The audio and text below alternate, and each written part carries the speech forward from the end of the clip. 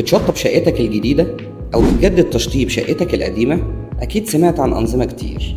نظام الكوست بلس اللي هو نسبة الإشراف، ونظام الباقة اللي هو سعر المتر. تعال أقولك الفرق ما بينهم.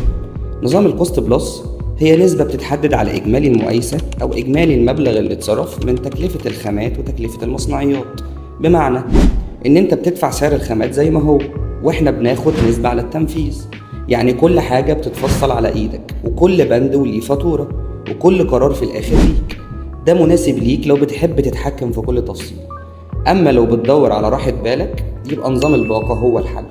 بنقدم لك سعر للمتر شامل التصميم والتنفيذ والخامات بأكتر من مستوى يتناسب مع ذوقك وميزانيتك، من أول ما تبدأ لحد ما تستلم. إحنا بنهتم بكل تفصيلة وإنت مرتاح.